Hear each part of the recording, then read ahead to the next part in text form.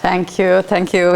It's nice to be here, and it was so nice to listen all this excellent presentation earlier this morning. Very inspiring, and happy birthday to Estonian Open Air Museum, and thank you for the invitation. So I'm Hanna Forssell, and working at the National Museum as head of public programs. And at the moment, my biggest project is, like Maret said, we are making the new the National Museum's biggest construction is going to start next year. We are going to make a new annex for the temporary exhibitions.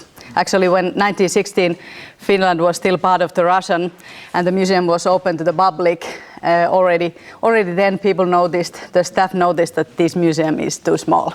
But it took 100 years, and now we are going to make more space for the National Museum. And probably what I'm now showing you about our renovation and the new permanent exhibitions, and also other things that we have done at the National Museum in recent years. It has been we have had opportunity to show that to government and to partners that we can make a change. So we got the budget for the new annex building for that way. So we get more visitors, and we are capable to change our operations and services. But I'm not going to tell you more about the National Museum, but shortly give you a video instruction where I come from. The goal of the National Museum of Finland is to share stories, not only about our country's present, which includes our past, but also about our future, which includes our hopes. And not just for Finland, but for the planet as a whole, as our global responsibility towards each other and our environment has never been more important. We believe a national museum is a space meant for the fostering of awareness, where visitors are invited to share their own stories while learning about others in the process. We believe in new narratives, in spaces meant for everyone, where enchantment and surprises celebrate the diversity of our culture. The National Museum of Finland is a hub of buildings, online resources, collections, dialogues, and exhibitions. Together with you, we make up a network of minds, values, ideas, and inspiration, all contributing to a society that promotes democracy and encourages tolerance. Our identities now. This is our story. Tell us yours.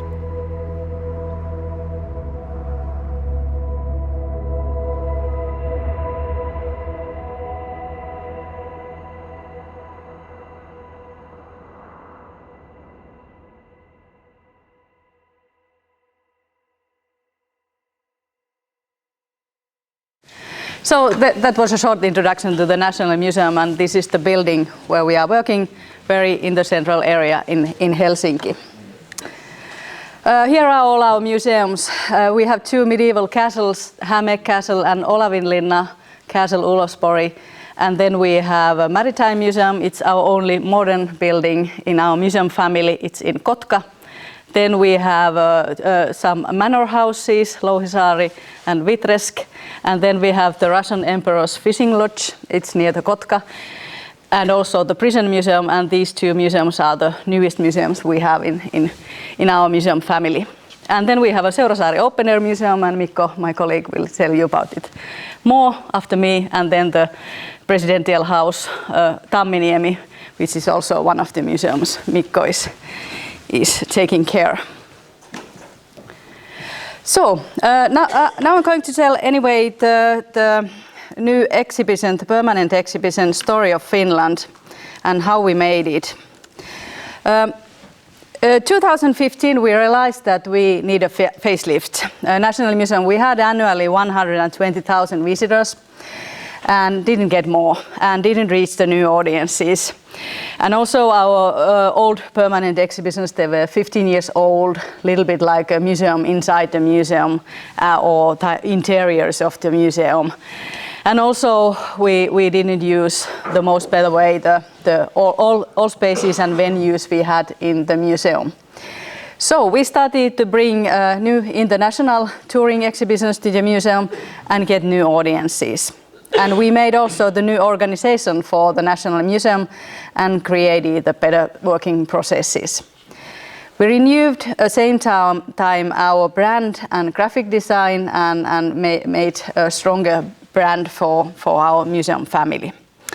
Then we refreshed our public space areas and, for example, started to rent our venues.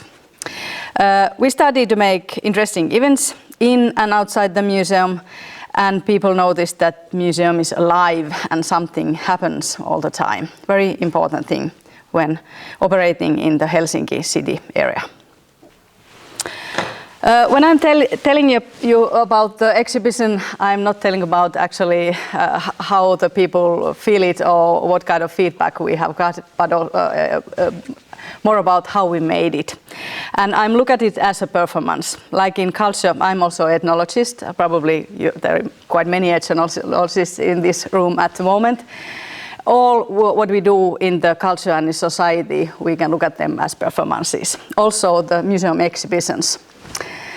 The exhibitions can be seen as institutional performances in which the authors of the exhibitions are usually in the background. When the National Museum usually make an exhibition, probably there are some names somewhere that who were the workers who did this, and it's the National Museum voice who is seen in these exhibitions. However, the professional roles, areas of specialization and personal interests of the makers influence the content of the performance, and the one and unified voice of the institution is an illusion. So it's not just about the final result, the exhibition that the person experiences, but the structure that gives birth to it. It's about what a person does and how they behave in relation to others for the purpose of entertaining, making something that is beautiful, marking or changing identity, making a foster community, healing, teaching, persuading, convincing, or dealing with the sacred and or the demonic. When we started to make a new permanent exhibition, our goals were that we tell about the history of the state and society. We will share expertise. We are renewing our working methods, and we build the exhibition based on themes, not chronology. We make a modern and audience-friendly interpretation. So, we tell about the state's history. It's a big change. The National Museum have been the main museum for the cultural history in Finland.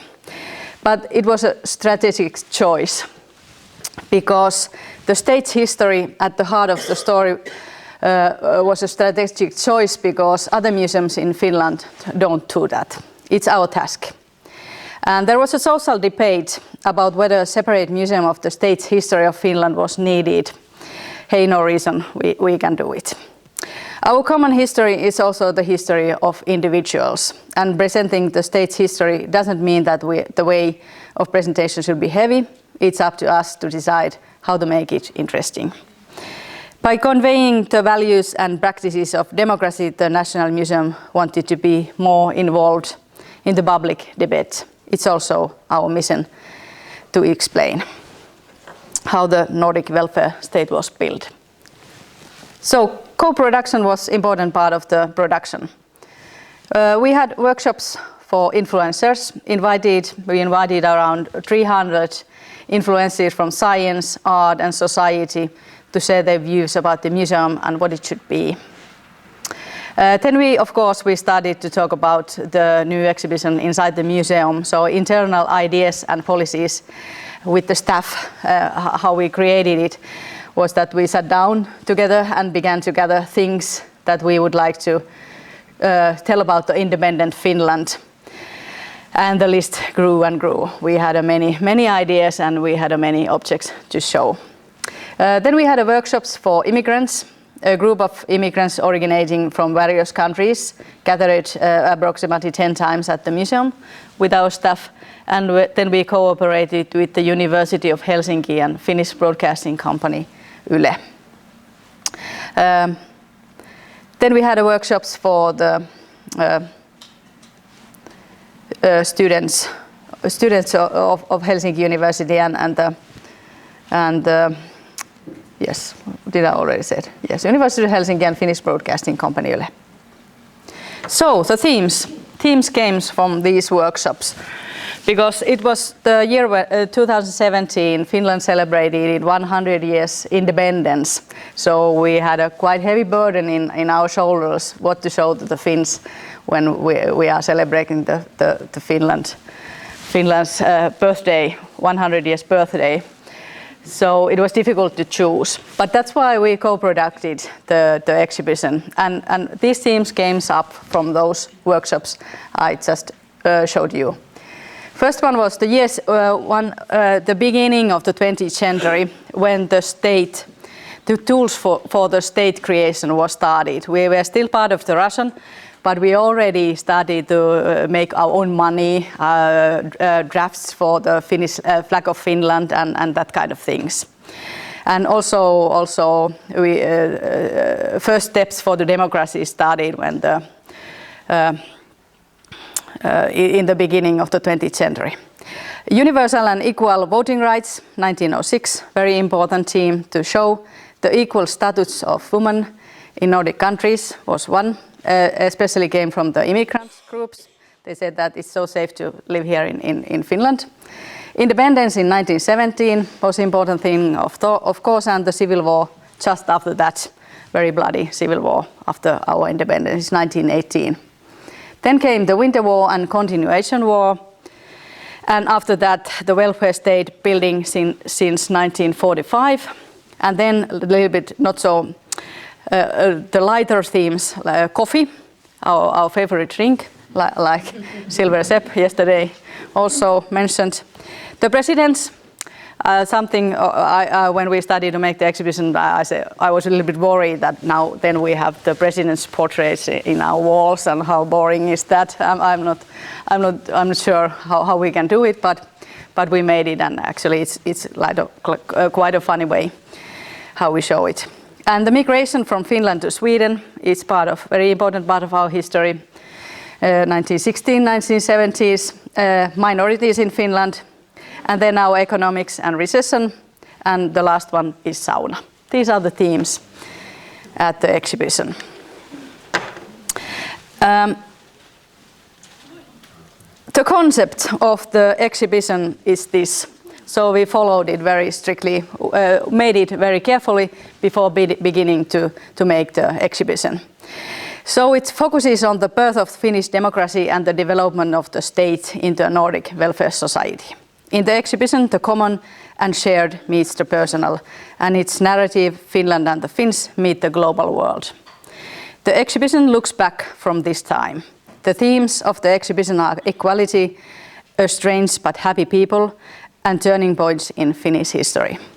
The objects of the exhibition are meaningful and iconic. It deals with a widely explored area in surprising and bold way, inspiring and touching large audiences, commenting on and highlighting alternative interpretations.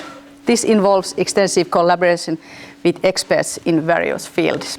The manuscript for the exhibition was written by academic researchers and writing professionals. Ourselves, we made only the short object text. It ensured that the information provided was correct and to rely on current research. We don't, I just talked about with my colleagues that we don't do research at the National Museum anymore. It's more like a collection, holding the collection, but the university makes the research. So we are not so good at this anymore. No, probably we would be good, but it's a strategic choice that we are not making the research so much as we used to do. Researchers who are researching the 20th century they can crystallize the essential. They can say very quickly that what are important things. A closer connection with the scientific community was seen important, and manuscript was published also as an exhibition publication. Together with the visual and experiential design, they formed a complete script for the exhibition. Our goal was that each item selected for the exhibition was curated with the idea that the items form individual and personal stories as part of a broader common and national story. Drama and storytelling were of great importance in this exhibition, so the team was complemented by a film director, scenographics, digital experts and light and sound designers. The storytelling professionals in the exhibition were experts in the film industry and had never done a museum exhibition before. For them, the experience was brand new. It was new for us to make this together. However, because the goal was a new way of doing things and a new kind of end result, this kind of collision was very valuable. We also renewed our working methods. We know that during the 1970s, when National Museum staff was making a new permanent exhibition, it took 10 years. And after 10 years, they sat down and said that, oh, okay, the time has passed. We are not going to make this permanent exhibition. So it was a very long process. And nowadays, it's a different world and a different kind of working methods. So the exhibition work was guided by concepts. We used very agile working methods and very small working teams. 5 persons from the National Museum, and then probably 5 till 10 persons from outside, those people with artistic background. Very small group. So we could do this very quickly, because when we studied a new permanent exhibition 2016, and it was ready in the December 2017. So it's about 1 year. And a shift from the planning-oriented works to an action-oriented work culture was also important. And we were focusing on the good project management. Some interesting detail about our exhibitions. We have had during my time, we have had 3 exhibitions about the 20th century. First one is the past century. There was 1,004 objects in that exhibition. Then came Suomi Finland exhibition, and there were 460 objects. And now Story of Finland exhibition, we have 210 objects. It's about themes. We are not so collection oriented at the moment, but who knows what we are in the future, because the world is so digitalized. Do they need more physical contact to the objects and feel the museum as more real when there is more objects in the future? We also made a very strong digital level for the exhibition, and that's also something that we don't have to put the long text panels on the wall anymore, and we can create using the digitality, using one object and create a whole world around it. I'm very interested in the digital possibilities to making exhibitions. So, revamping the National Museum is a complex process. National Museum easily turn into temples of history or museums within a museums because they are so closely linked to the building of a state. Architecture highlights the magnificence of a national story, and artifacts exhibited become iconic. The mission of a National Museum is to be a museum for the whole nation, and at the same time a showcase for tourists. We have to think about the locals and how I'm so tired to hear that the people who are coming said, oh, I was here 20 years ago when I was a school children, and now I came again. So that's the problem of the National Museums. We should get them more often to the museum. The performances it builds are also part of the social debate and the structures of the nation. which is why the choices and what is left out, it matters. Nevertheless, doing exhibition is a motivating project for the museum staff. Every time, I think you all agree. And the key element of motivation is the opportunity to create something new. But what is new now will soon be old. So this is 5 years old photo of me, because we took photos of the makers of the exhibition with their favorite object. So I'm older now, 5 years older, you can notice it, but also our exhibition. I think we should make a new one already, because it's a 5 years and the world is changing. I think it changes. We are living in a so global world that changes fast. I'm handling my favorite object that is also in the exhibition, and it's the board game called African Star. African Star is a board game published in 1951 in Finland by Kari Mannerla, and where the goal of the players is to find a jewel named African Star. It's the most popular game of all time in Finland. In 5 years, it has acquired new meanings, primarily from the point of view of colonization, and its imagery and message have been criticized. The world is changing faster than before, and museum permanent exhibitions are therefore a very, very narrow and vulnerable media. Because when you are making a permanent exhibition, it's very, very hard and expensive to change the details in it.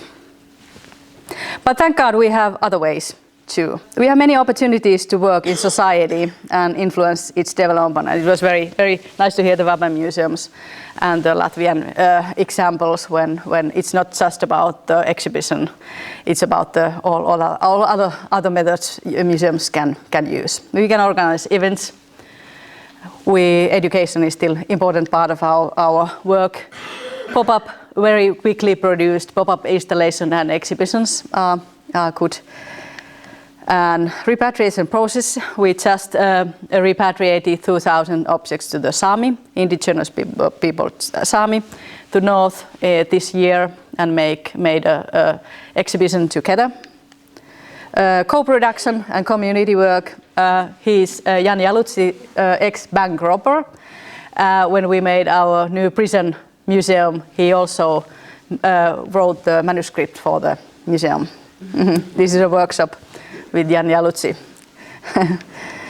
Engagement, this is the Vogue Ball event at the National Museum, originally from the New York, the sexual and gender minorities events from the museums, brought to museums. We can use emotions, we can use theater and dance, we can use gaming and immersive experiences, and finally, what is the most important of, it's not about perhaps the objects, but they are the human rights, are the most valuable national heritage.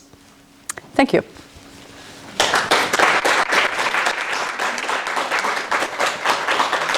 Thank you, Hanna.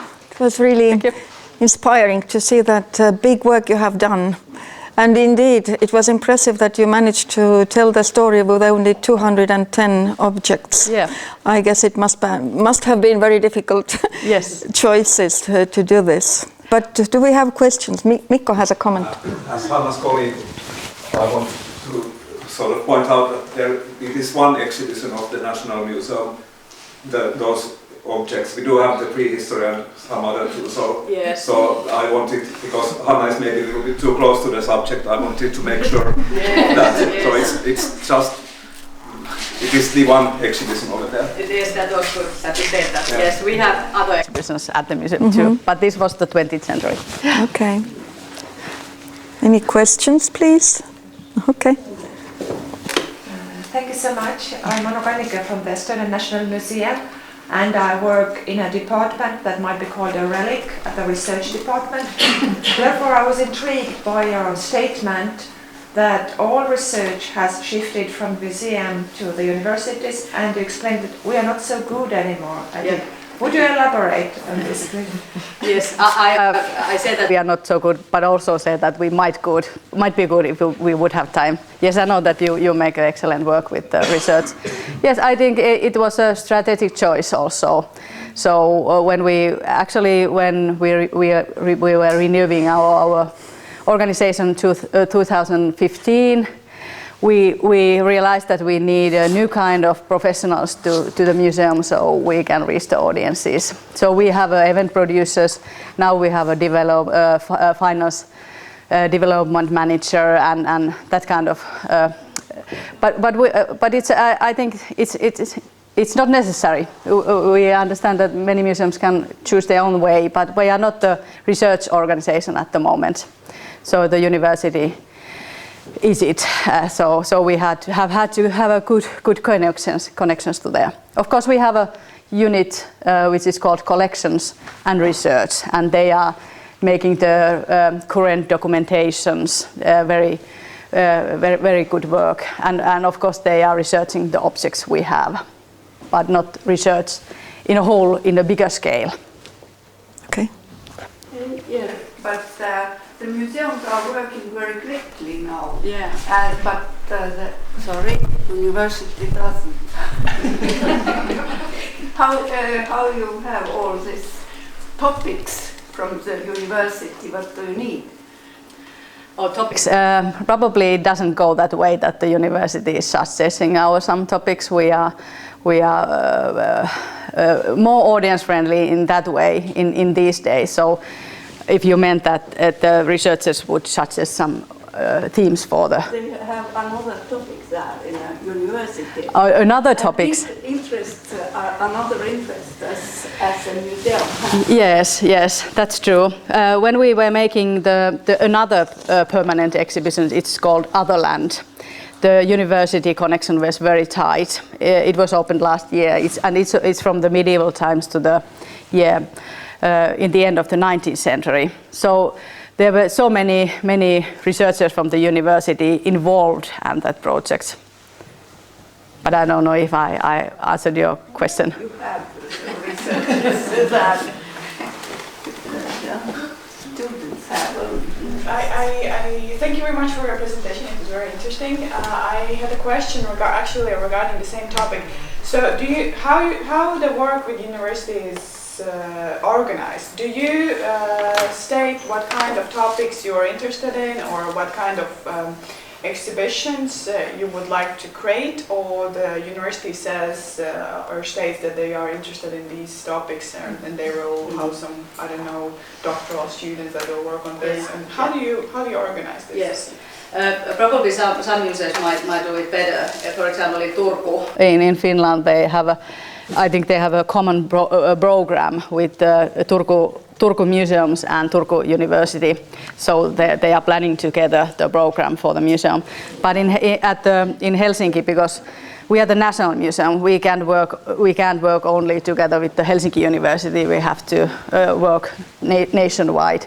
It's more like we are working as a project. A new project is coming. Probably the idea comes from the university, or probably it comes from us, and then we are contacting. But we don't have a structure that probably what you were looking for or mentioned. Yeah. And maybe you could give a short glimpse also in the museum educational programs in your exhibition that you mentioned about the 20th century. What kind of topics do you cover, or what kind of education programs you have there? Exactly. Yeah, it's probably the main topic is the democracy. It's a democracy education for the children. It comes in a different objects or different themes, but democracy is the most important. Yes, probably for the kids it's the main theme. But we have done a lot of different kind of themes, and all those I showed those photos how we are making the events at the projects and so on. Most of them are involved in the 20th century.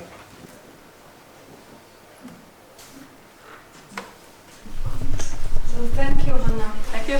really, I hope that it inspired many of us to make that trip and come to see. We will be open 1 year and then we will be closed Oh, that's at least 2 years. So we have to take the chance. Thank you.